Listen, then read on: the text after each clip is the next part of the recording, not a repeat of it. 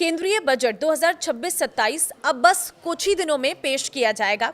वित्त मंत्री निर्मला सीतारमण 1 फरवरी 2026 को रविवार के दिन लोकसभा में इसे पेश करेंगी और इस बार का बजट बहुत सारी उम्मीदें लेकर आने वाला है।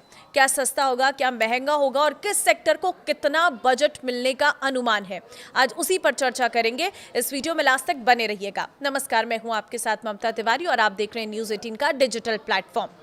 देखिए, वित्त मंत्री निर्मला सीतारमण का ये नवा बजट है लगातार, जो स्वतंत्र भारत के इतिहास में एक बड़ा रिकॉर्ड है। इससे पहले मोरारजी देसाई ने सबसे अधिक 100 बार बजट पेश किया था, जिनमें से 8 पूर्ण बजट जबकि 2 अंतरिम बजट थे। सबसे खास बात यह है कि आज़ादी के बाद पहली बार कोई बजट रविवार को पेश हो रहा है, जो काफ़ी ऐतिहासिक माना जा रहा है। पहले भी कभी कभी शनिवार को बजट आया था, जैसे 2015 में, 2016 में अरुण जेटली ने पेश किया था, लेकिन रविवार का ये पहला मौका है। इस बार बजट से आम जनता से लेकर इंडस्ट्री के अलग अलग एक्सपर्ट्स को कई सारी उम्मीदें हैं। किसानों को पीएम किसान, फसल बीमा, सिंचाई योजनाओं से पैसा अधिक मिलने की उम्मीद है, तो उद्योग जगत को ग्रोथ के लिए पॉलिसी सपोर्ट, टैक्स में आसानी और मैन्युफैक्चरिंग को बढ़ावा देने वाले ऐलान की उम्मीद है। ये बजट देश की अर्थव्यवस्था को मजबूत बनाने और आम आदमी की जिंदगी आसान करने वाला हो सकता है। लोग उत्सुकता से इंतजार कर रहे हैं कि वित्त मंत्री आखिर क्या क्या ऐलान करती हैं, क्योंकि ग्लोबल टेंशन के बीच ये बजट काफी अहम होगा। सबसे पहली चीज, टैक्स स्लैब में बदलाव की उम्मीद आप भी जरूर चाहते होंगे, क्योंकि एक्सपर्ट्स का मानना है कि इस बार सरकार पुरानी टैक्स रिजीम के स्लैब में बदलाव कर सकती है। अभी तक ओल्ड रिजीम में टैक्स जो स्ट्रक्चर है जस का तस बना हुआ है, जबकि नई रिजीम को लगातार अट्रैक्टिव बनाया गया है। कंजप्शन बढ़ाने के मकसद से सरकार मिडिल इनकम ग्रुप को राहत देने पर फोकस कर सकती है। दूसरी चीज है, टीडीएस रेट्स कम होंगे, क्योंकि ये सवाल उठ रहा है। वर्तमान में अलग अलग ट्रांजैक्शंस पर कई टीडीएस रेट्स लागू हैं, जिससे टैक्स पेयर्स में कंफ्यूजन रहता है। बजट 2026 में सरकार टीडीएस रेट्स को सरल बनाते हुए इन्हें 2-3 स्लैब तक सीमित कर सकती है, जिससे जो कंफ्यूजन है वो बिल्कुल भी क्रिएट नहीं होगा और ये बहुत आसान हो जाएगा। तीसरी चीज जो है, ओल्ड रिजीम में स्टैंडर्ड डिडक्शन बढ़ सकता है। नई रिजीम में स्टैंडर्ड डिडक्शन 75,000 रुपये कर दिया गया है, जबकि पुरानी रिजीम में ये अभी भी 50,000 रुपये है। बढ़ती महंगाई को देखते हुए सरकार ओल्ड रिजीम में भी स्टैंडर्ड डिडक्शन बढ़ाने का ऐलान कर सकती है। चौथी चीज है, पति पत्नी के लिए जॉइंट टैक्सेशन। ICAI की सिफारिश पर सरकार पति पत्नी के लिए जॉइंट टैक्सेशन सिस्टम लाने पर विचार कर सकती है। इससे परिवार की कुल टैक्स लायबिलिटी कम होगी और टैक्स सिस्टम संतुलित बन सकता है।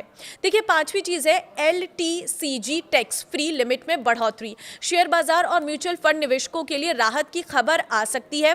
सरकार लॉन्ग टर्म कैपिटल गेन्स की टैक्स फ्री लिमिट को 1.25 लाख रुपए से बढ़ाकर 1.5 लाख रुपए कर सकती है।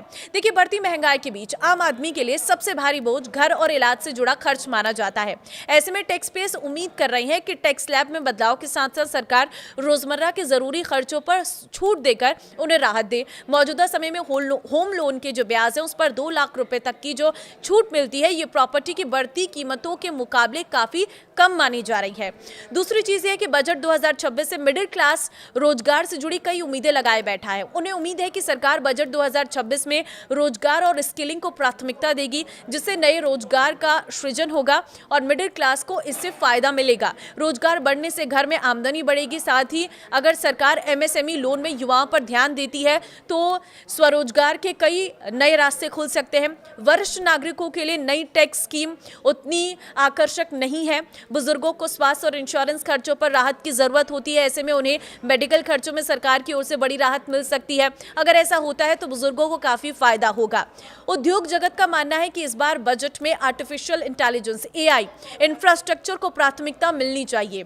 हैप्पीएस्ट माइंड्स के CEO के अनुसार भारत को केवल AI का उपभोक्ता नहीं बल्कि ग्लोबल लीडर बनने की दिशा में आगे बढ़ना चाहिए। इसके लिए स्वदेशी हार्डवेयर, डेटा सेंटर, स्टार्टअप्स को सपोर्ट, टैक्स इंसेंटिव्स और इसके साथ ही स्किलिंग प्रोग्राम की जरूरत है।